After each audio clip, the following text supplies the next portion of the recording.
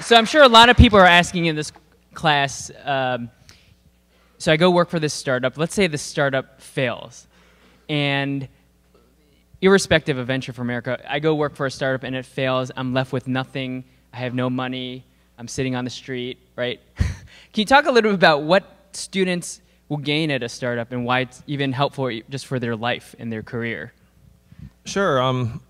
The startup that I co-founded when I left the law firm did not succeed. We raised about $250,000, had a media company invest in us, got some significant press, and then when the internet bubble burst in 2001, we were swept out like many, many other companies.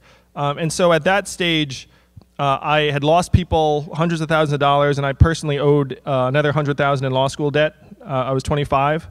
And so to many of you, that sounds like a pretty negative situation, but I can say that no one kicked me out of my apartment. Nothing really concrete happened that actually affected like the way that I was able to act professionally.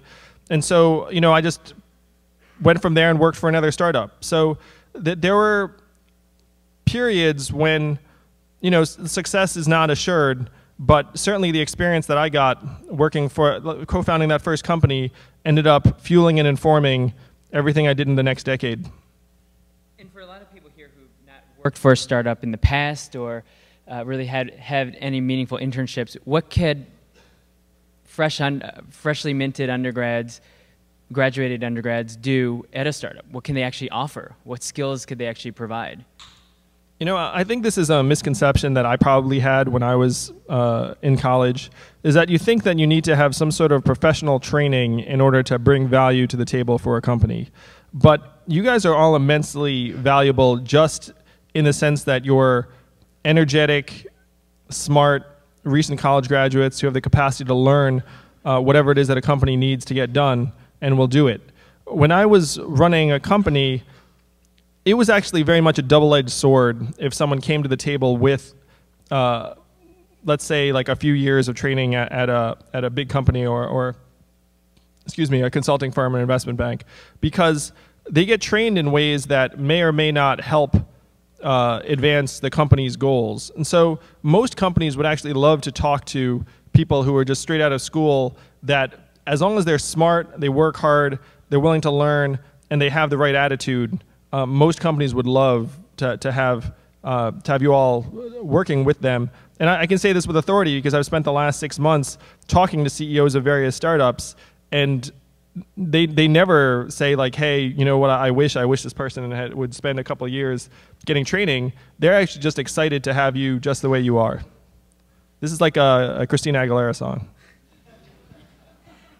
So we've often heard a lot in this class as well as other entrepreneurship classes, start up a venture of something that you're really passionate about. And how, a lot of people are very confused. College is a time of discovery. How would you suggest people to go about trying to figure out what they're passionate about and how they may be able to apply that in an entrepreneurial way? I think the greatest way to discover what your interests are is to try and spend time in different sorts of environments. Like if you've had experience in a big company, in an internship or otherwise, then try and work at a startup and see if you like it better in a different industry, or vice versa. Like even if you spend some time in a startup, you might want to try like a big firm to see what it's like. I think the more exposure you get, the more convicted you'll be that you want to do a certain thing and in a certain sort of organization.